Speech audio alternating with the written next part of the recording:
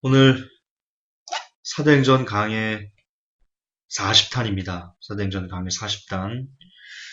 로마서도 많이 했고요. 사도행전 강의도 많이 했고, 마태복음은 어느덧 이제 80탄을 향해 가고 있습니다. 구원의 확신의 실체도 20탄을 향해 가고 있고요. 참 많은 부분에서 많이 달려왔습니다. 잠깐만요. 왜 이러니? 잠깐만요. 먹통이 돼버렸어. 가만 있어봐. 주여. 이 타블렛이 먹통이 돼버렸어요? 잠깐만요.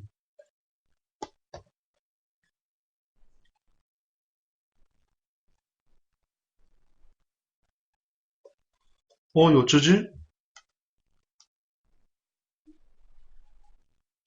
잠깐만요. 원고가 날라갔어요? 가만 있어봐. 주여. 잠깐만요. 방금 전까지만 해도 잘 됐던 건데, 예, 됐습니다. 자, 사도행전 강의 40탄, 소제목이 이겁니다. 그대들에게 잘 죽는 복이 있기를 기원합니다. 저와 여러분들에게 참으로 잘 죽을 수 있는 복이 하늘로부터 주어지기를 간절히 소망하는 마음으로 오늘 설교를 하도록 하겠습니다. 오늘 설교의 목적입니다. 오늘 이 하나님의 동행에 대해서 우리가 공부를 할 건데요. 사도행전이 말하는 하나님의 동행이 있습니다. 여기 나옵니다. 그리고 상당수의 한국교회가 현재 여러분들에게 가르치는 하나님과의 동행이 나옵니다. 그 두 가지의 동행이 극명하게 대립하고 있습니다. 그래서 오늘은 사도행전에서 말하는 하나님의 동행과 우리가 그동안 배워왔던 하나님의 동행이 어떻게 다른지 이 성경을 통해서 확인할 것입니다. 나아가 그럼 우리가 어떤 믿음으로 앞으로를 살아내야 되는가를 묵상하고요. 그대로 살려고 몸부림치자, 실천하자. 그게 오늘 설교의 목적입니다. 먼저 오늘의 본문 사도행전 14장입니다. 사도행전 14장 24절부터 28절까지 사도행전 14장 24절부터 28절까지 다 펴신 줄 알고 제가 대독하겠습니다. 피시디아를 두르지나 밤빌리아에 이르러 말씀을 버가에서 선포하고 아달리아로 내려가 거기서 배 타고 안디옥을 향해 떠나니라. 이곳은 그들이 이룬 그 일을 위하여 전에 그들을 하나님의 은혜에 맡겼던 곳이더라. 그들이 도착하여 교회를 함께 모아 하나님께서 자기들과 함께 행하신 모든 일과 또 그분께서 이방인들에게 믿음의 문을 열어주신 것을 되풀이하여 말하고 거기서 제자들과 함께 오랫동안 머무니라. 아멘. 오늘 여러분들 읽은 본문 사도행전 14장 27절에는 이 바울과 바울의 동료들, 바울과 바나바 등 이런 선교를 위해서 함께 애를 썼던 사람들이 하나님이 우리와 함께 하셨다. 그리고 하나님과 함께 하셨던 그 모든 일을 거기 있는 사람들에게, 거기 있는 다른 제자들과 그 이야기를 나누는 그런 내용이 나옵니다. 즉 하나님과 동행했다라고 하면서 말하는 내용이 있습니다. 먼저 그것을 알아보기 전에 성경에 나옵니다. 그것을 알아보기 전에 사도행전에서 말하는 하나님과의 동행을 어떻게 표현하는지 바울이 누가 그것을 기록하기 전에 먼저 우리가 그동안 배워온 하나님과의 동행에 대한 개념을 먼저 생각하고 넘어가겠습니다. 여러분이 증인입니다. 여러분이 그렇게 들어왔습니다. 그렇게 배워오셨습니다. 자, 하나님과 동행하면 어떻게 된다고 우리가 배웠습니까? 손 들고 말하실 분. 물론 안 보이지만, 우리가 방송일 안 보이지만, 한번 여러분 손 들고 여러분 스스로 대답해 보십시오. 여러분이 그동안 상당수의 교회에서, 여러분의 교회에서 목사님을 통해 설교를 여러분이 하나님과 동행하면 어떻게 됩니다. 하나님이 여러분과 함께 하시면 어떻게 됩니다. 라는 말을 이렇게 들었을 겁니다. 매사에 원하는 대로 풀릴 수 있습니다. 매사에 여러분이 원하는 것을 성취할 수 있습니다. 아닙니까? 여러분의 고민이 해결되고요. 학생들은 학업 성취도가 놀랍게 향상되고요. 사업하는 분들은 경제적인 부를 얻을 수 있고, 명예도 얻을 수 있고, 권세도 얻을 수 있고, 높은 자리에 가서 앉을 수 있다. 하나님이 함께 하시면 이런 사람이 될 수 있다. 이렇게 세상이 나를 중심으로 돌아가는 것을 경험할 수 있다. 이것이 하나님과 동행하는 사람의 믿음의 열매다. 대체적으로 그렇게 배우셨을 겁니다. 물론 모든 교회가 다 그렇게 가르치는 것은 아닙니다. 그러나 상당수의 교회가, 특히 대형교회는 아마 이에서 자유롭지 못하겠다. 저는 개인적으로 압니다. 제가 그 관련된 분야를 취재를 했기 때문에 압니다. 그렇게 설교한다는 걸 압니다. 어쨌든 이것이 우리가 하나님과의 동행하면 얻게 되는 유익들이다. 이렇게 생각을 하고 하나님과의 동행하는 사람은 이처럼 원하는 것이, 매사에 원하는 것이 성취되고 풀릴 수 있다라고 말을 하는데, 그렇다면 이것은 어디까지나 우리들의 이야기입니다. 인간들의 이야기입니다. 인간이 하는 설교의 일부분에 나오는 내용입니다. 그것도 반복하지만 설교는 성경이 아닙니다. 착각하시면 안 됩니다. 많은 분들이 설교가 하나님의 말씀인 줄 아는데요. 물론 설교가 하나님의 말씀으로 쓰일 수도 있습니다. 그걸 100% 부인하는 것은 아닙니다. 그러나 설교가 100% 모두 다 하나님의 말씀일 수는 없습니다. 만약 설교자가 설교를 오직 하나님의 말씀인 성경만 갖고 설교한다면 자기 인간적인 어떤 사상이나 철학이나 심리학이나 이런 자기개발이나 이런 걸 넣지 않고 오직 말씀으로 시작해서 말씀으로 끝난다면 그 설교는 하나님의 말씀일 가능성이 아주 높습니다.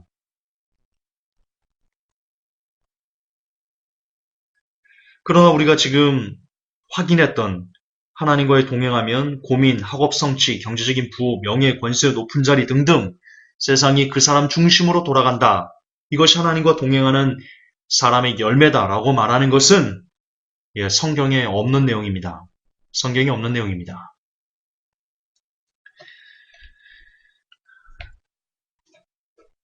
인간의 설교에서 나오는 겁니다. 하나님의 말씀이 아닙니다. 자, 그렇다면 성경은 과연 하나님과의 동행은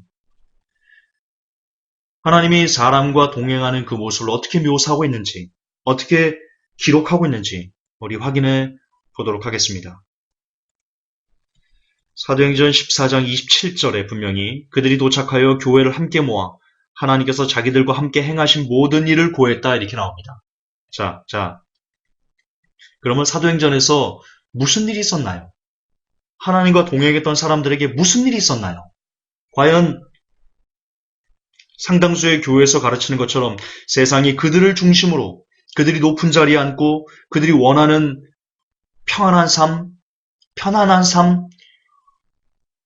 아무런 걸림이 없는 그런 시온의 형통, 그 시온의 대로가 쫙 깔린, 시온의 대로는 아니고요. 8차선 도로가 쫙 깔린 그런 고속도로 인생이었나요? 성경은 그렇게 얘기하지 않습니다. 성경은 사도행전에서 말하는 하나님과의 동행은요, 주의 이름 때문에 고난받는 삶을 하나님과의 동행이다 라고 말합니다. 사도행전 9장 16절입니다. 사도행전 9장 16절. 그가 내 이름으로 인하여 얼마나 큰 일들로 반드시 고난을 겪어야 하는지 내가 그에게 보이리라 하시니. 지금 이 예수님께서 아나니아에게 하신 말씀이거든요. 아나니아에게 이렇게 얘기합니다. 사울이 이제 바울로 변하죠. 바울이 나와 함께함으로, 내가 바울과 함께함으로 그가 얼마나 많은 고난을 겪어야 되는지 내가 그에게 보여주겠어. 다른 사람들에게 표적으로 보여주겠어. 그렇게 이해하셔도 크게 틀리지 않습니다. 바울은 그가 변화되고 나서 일평생을 죽기까지, 목 베어 죽기까지 일평생을 죽음과 동행했습니다. 하나님과 동행했습니다. 그랬던 그의 삶의 남은 열매는 육적으로 보면 고난이 전부입니다. 거의 고난이 그의 남은 삶의 거의 절대다수를 차지하고 있습니다. 사도행전은 이렇게 하나님과 동행하면 주의 이름을 위해서 고난받게 된다 얘기합니다. 또 봅시다. 사도행전은 하나님과 동행하면 어떤 삶이 그의 인생에 펼쳐지게 되는지 바로 죽음의 위협을 경험하게 된다라고 얘기를 합니다. 역시 사도행전 9장입니다. 9장 23절부터 25절까지 보겠습니다. 제가 대독합니다. 여러 날이 지나서 유대인들이 사울을 죽이려고 의논하였으나 그들이 숨어있음을 사울이 알게 되니라. 그들이 그를 죽이려고 밤낮으로 성문들을 지키므로 그때의 제자들이 밤에 사울을 데려다가 바구니에 담아 성벽을 통해 달아 내리니라.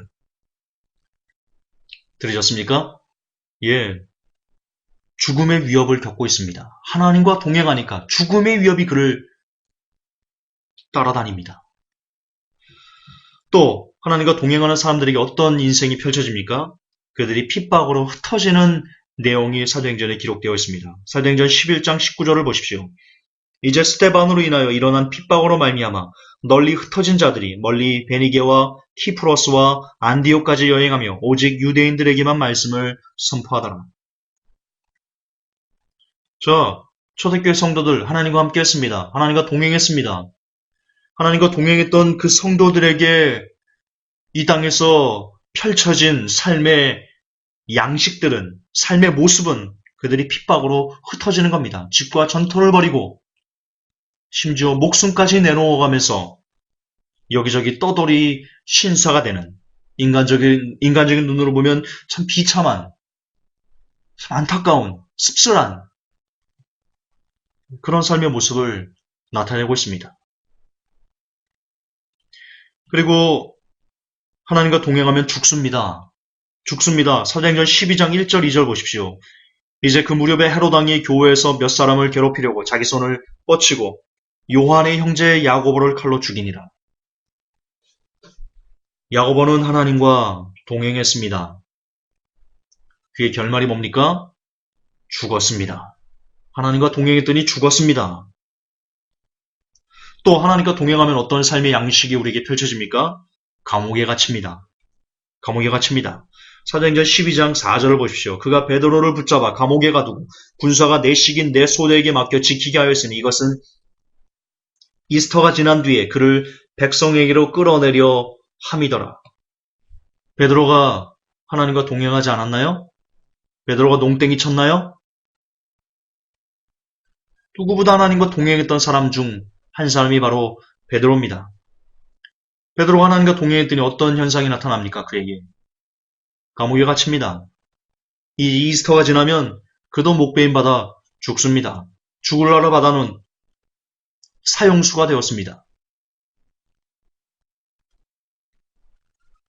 마지막으로 사도행전이 말하는 동행, 배척과 시기를 당합니다. 다른 사람들에게 배척당하고요. 그리고 시기를 당합니다. 사도행전 13장 45절을 보십시오. 유대인들이 그 무리들을 보고 시기가 가득하여 바울이 말한 그것들을 대적하여 말하고 반박하며 신성모독하거늘. 아멘. 지금까지 극명하게 대립하는 상당수의 교회에서 사람이 성도들이 하나님과 동행하면 얻게 된다는 열매와 지금 사도행전에서 말하는 사람이 성도들이 하나님과 동행하면 얻게 된다는 그 열매가 극과 극입니다. 극과 극입니다. 극과 극입니다. 완전히 다릅니다. 우리는 말합니다. 이 땅에 상당수의 한국교회, 상당수의 목사님들은 말합니다. 성도 여러분, 하나님과 동행하십시오. 그러면 원하는 인생이 펼쳐질 것입니다. 대표적인 예가 조영기 목사고 대표적인 예가 조엘 오스틴입니다. 그러나 사도행전은 말합니다. 우리가 이 땅에서 하나님과 동행하면, 진짜 동행한다면 우리가 주의 이름으로 인해서 고난받을 것이고 죽음의 위협에 처할 것이고 핍박을 받을 것이고 그리고 심지어 죽을 것이고 어떤 이는 감옥에 갇힐 것이고 어떤 이들은 배척당하고 그리고 시기를 받게 될 것이다. 우리는 지금 마지막 부분에 와 있습니다. 회복교회 메시지는 배척당하고 있습니다. 아주 많은 목사님들에게, 아주 많은 교회에게, 그리고 교단과 신학교에게 회복교회는 어떻게 해석할 수 없는 이단의 괴수가 되어 있습니다. 이단의 최고봉이 되어 있습니다. 이단의 최고봉이 되어 있습니다. 그들은 회복교를 시기합니다. 그들은 회복교를 배척합니다. 우리의 메시지를 배척합니다. 여러분의 한 번 구원, 영원한 구원을 쓰레기라 말하는 것을 배척합니다. 여러분을 시기합니다. 이것이 정상입니다. 이것이 진짜 하나님과 동행하는 사람들이 가져야 될 삶의 열매입니다. 이 땅에서 이 마지막 시대 우리가 정말 하나님과 함께 마지막 시대를 걸어가는 사람들이라면 여러분들은 환영받을 수 없습니다. 환영받을 수 없습니다. 왜? 이 시대의 복음은, 이 시대의 성경적인 복음은, 이 시대의 가르침과 절대로 융합할 수 없기 때문입니다.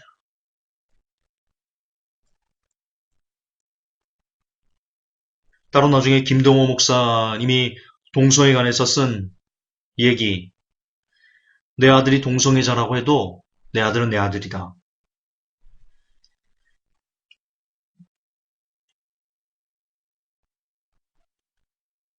지금 주제를 벗어가는 거니까요.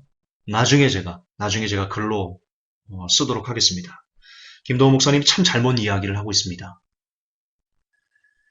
그냥 얘기하고 넘어갈게요. 그분이 그랬습니다. 내 아들이 동성애자라고 하면, 만약 동성애자라면 그래도 내 아들이다. 이런 반응이 나와서는 안 됩니다. 정말 그분이 동성애가 죄고 그 죄의 삭은 사망이라는 걸 알고 내 아들이 만약에 사망으로 가는 그 지옥의 열매를 지금 맺고 있다면 그걸 그대로 내 아들이다라고 그걸 품는다고요? 정말 그분이 아들을 사랑한다면 그래서는 아니 됩니다. 그래서는 아니 됩니다. 다리 몽둥이를 부러뜨려서라도 동성애가 죄라는 것을 명확하게 그에게 알려주고 너 이 자식 지옥 가! 이 정신 빠진 놈아 하면서 막 야단치면서 미친 듯이 그를 야단치면서 그가 동성애라는 악에서 돌이키도록 해야지. 그게 진짜 자녀를 사랑하는 것이죠. 내 아들이 동성애자라도 내 아들은 내 아들이다?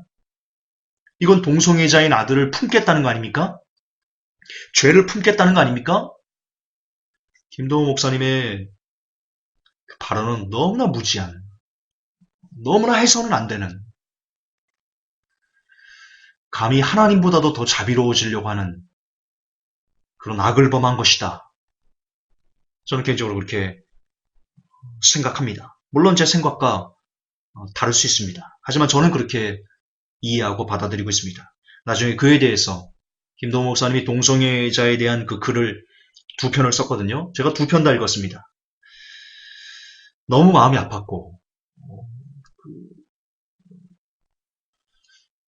분명히 성경은 차든지 더없든지 하라고 그랬는데 그분은 차지도 않고 더없지도 않으려고 하고 그냥 물에 물 탄 듯 술에 술 탄 듯 미지근하게 그냥 구렁이 담 넘어가듯이 이 동성애 문제를 넘어가려고 하는 그 모습을 보이시는데요.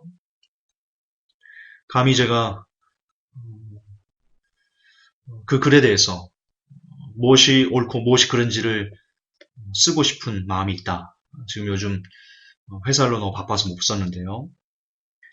좀 해결되면 제가 써드리도록 하겠습니다. 죄송합니다. 원고에서 잠깐 빗나갔습니다. 다시 원고로 돌아가겠습니다. 우리가 배웠던 그동안 상당수의 교회에서 가르쳤던 하나님의 동행과 하나님과 동행하면 나타나는 그 삶의 열매와 나타난다고 하는 삶의 열매와 그 사기극과 성경에서 말하는 하나님과 동행하면 나타나는 그 삶의 열매들이 다르다. 그리고 다를 수밖에 없다. 뭐냐? 거듭 반복하지만 정말 성경적인 복음은 이 시대, 이 악하고 추악한 시대, 이 음란한 시대가 진짜 성경적인 복음을 받아들이지 않는다. 받아들일 수 없다. 성경은 말합니다. 그들의 귀가 가려워서 자기의 사욕을, 그 귀를 긁어주는 말씀에만 환호한다. 따라서 이 시대에 진짜 여러분들이 복음의 길을 걷는다면, 정말 하나님과 동행하는 그런 사람이라면, 여러분들은 배척당하는 것이 합당하다. 배척당하지 않고, 오히려 세상이 여러분들 환호한다면, 저를 비롯해서 우리가 잘못 가는 것이다.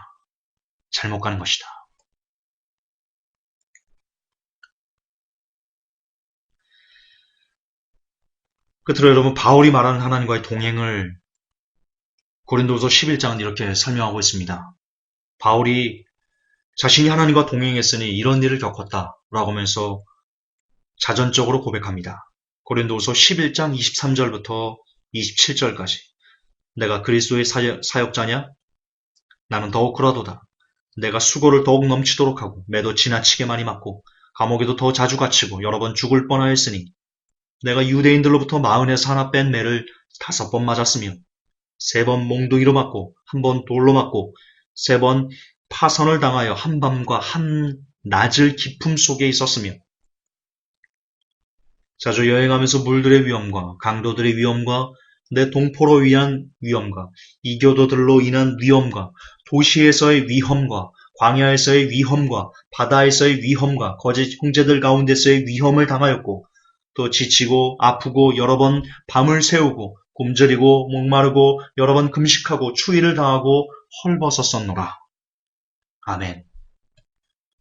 이게 바울이 하나님과 함께 살면서 그가 맺었던 그런 삶의 열매들입니다. 바울은 이런 삶을요, 성경에서 이렇게 얘기하고 있습니다. 하나님과 동행해서 그렇게 처참하고 인간적으로 보면 참 불쌍하고 안타까운 아주 괴롭고 고통스러운 그런 고난의 길을, 협착한 길을 걸었지만요, 사도 바울은 그것을 이렇게 얘기합니다. 놀랍습니다. 저는 사도 바울 선생님이 참 존경스럽습니다. 고린도전서 15장 10절에 그러나 나의 나 된 것은 하나님의 은혜로 된 것이니 내게 주신 그의 은혜가 헛되지 아니하여 내가 모든 사도보다 더 많이 수고하였으나 내가 아니요 할렐루야 오직 나와 함께 하신 하나님의 은혜로라. 아멘. 여러분 아멘 하셔야 됩니다. 지금 사도 바울은 그 수많은 매맞고 파선당하고 여러 위험, 막 죽을 뻔한 고비도 여러 번 넘기고 막 못 먹고 굶주리고 헐벗고 이런 고통 가운데, 고통스러운 삶 가운데 있었던 이런 자신의 삶을 이게 하나님이 나와 함께 하신 내게 주신 하나님의 은혜다. 사도 바울 선생님은 그렇게 고백하고 있어요. 이렇게 사는데 하나님의 은혜래요. 우리랑 얼마나 달라요? 저는 정말 이 쥐구멍이라도 있으면 들어가고 싶어요. 쥐구멍이라도. 이런 분이 크리스찬 아니에요? 삶이 어떻든. 삶이 정말 여러분 사도 바울 선생님보다 여러분 삶이 더 험난해요? 솔직히 그래요, 우리? 우리 사도 바울 선생님의 발 뒤꿈치라도 따라가는 그 고난을 경험한 분 여기 계세요? 발 뒤꿈치는 쫓았겠네요. 그러나 사도 바울 선생님이 하나님과 동행하면서 걸었던 그 삶의 고통이 100이라면 우리 중 대다수는요 30%도 미치지 못하는 고통과 괴로움을 아마 겪을 거예요.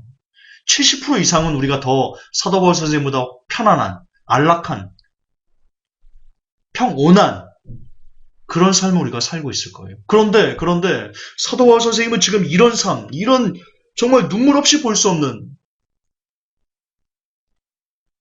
걸음걸음마다 피가 뚝뚝 흐르는 이런 고통과 고난의 길을 걸어가면서 사도 바울 선생님은 얘기합니다. 이것이 하나님이 나와 함께 하시면서 내게 주신 은혜다? 내가 은혜 받았다? 하나님이 좋으신 분이다? 참 부끄러워요. 저는 언제나 바울 서신을 읽을 때마다 참 부끄러워요. 그리고 왜 나의 믿음은 이것밖에 안 돼서, 왜 나는 이렇게 믿음이 적지? 하면서 제 가슴을 칠 때가 여러 번 있어요. 진짜예요.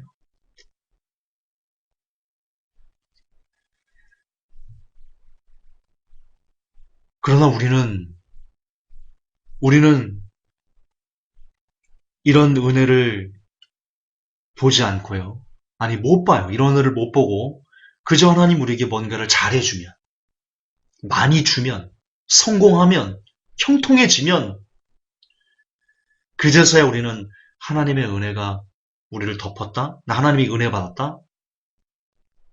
그렇게 말을 해요. 만약 그 사람의 인생에 질병이 있고, 가난이 오고, 어려운 일이 오고, 그 집안이 풍비박산이 나면 아이고 저주받았어. 저 집 저주받았어. 아이고 김치싸 저 집 아이고 아이고 우리가 이래버린다니까요. 정말 여러분 이 시대 크리스찬들이 주여 이 시대 크리스찬들이 제발 정신들을 차리기를 원해요. 이제는 좀 정신머리들을 좀 차려야 돼요. 성경 좀 읽으세요. 좀 성경 좀. 그게 성경을 안 읽어서 그래요.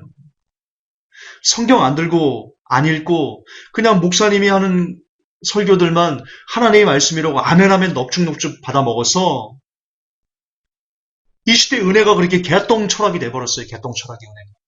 하나님의 은혜가 쓰레기통에 쳐 던져졌어요. 하나님의 은혜가 무슨 땅 따먹기가 됐어. 땅 따먹기가. 주식 투자가 됐어요. 주식 투자가. 내가 하나님 앞에 11조하고 하나님 앞에 주일 성수하고 하나님의 봉사하고 이러면 내가 주식에 이렇게 몰빵해 놓으면 이게 반드시 몇백 배로 이렇게 튀겨져서 내게 돌아와야 되는 거래하는 거예요. 하나님 거래하는 거예요. 하나님 나 11조 100만 원 할 테니까 하나님 나 1000만 원 주세요. 지금 거래예요? 하나님이 복부인이에요? 하나님이 뚜쟁이에요? 하나님 나 주일 성수 잘하고 나 열심히 교회 나올 테니까요. 내 남편, 내 아내 미스 코리아, 장동건 같은 돈도 많이 벌고 이런 사람 주세요. 하나님이 중매쟁이에요? 하나님이 결혼의 주어예요? 거기 사장이에요?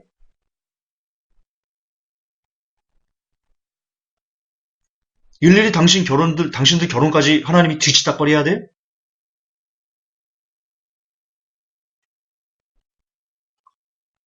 언제까지 하나님을 부려먹을 건데? 은혜라는 명분하에.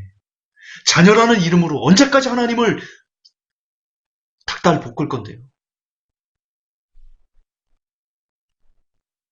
그렇게 살다 금방 죽어요. 그렇게 정신머리 없이 살다 금방 죽어요.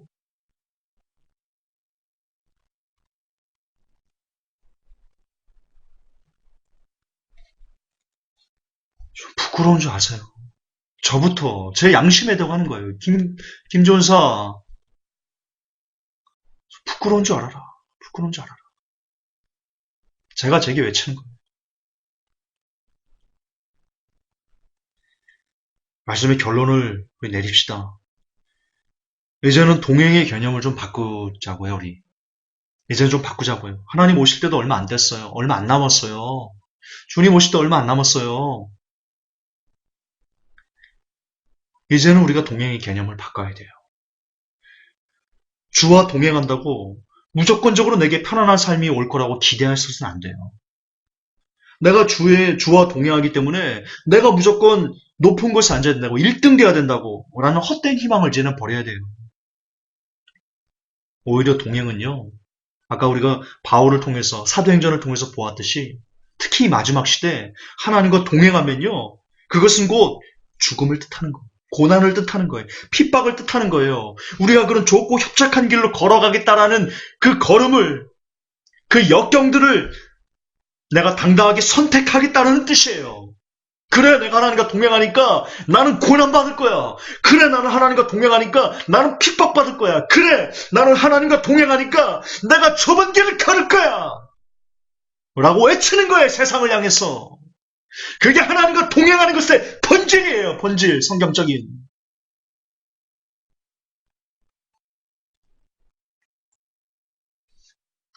특히 지금은 그것도 반복하지만 마지막 시대예요. 이 마지막 시대에 내가 하나님과 동행하겠다는 것은 이제 하나님 안에서 내 인생을 잘 마무리하겠다는, 잘 죽겠다는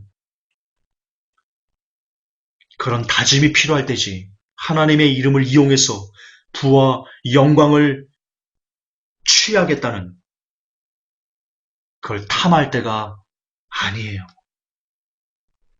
부디 진정코 성경적인 하나님과의 동행의 그 본질적인 가치관이 저와 여러분의 심장에 새겨졌어. 우리의 펄떡펄떡 피가 흐르는 이 심장에 하나님과 동행이 이런 뜻이다라는 것이 잘 새겨져서 저와 여러분들이 오늘도 잘 죽는 복을 하늘로부터 받을 수 있기를, 그대들에게 잘 죽는 복이 있기를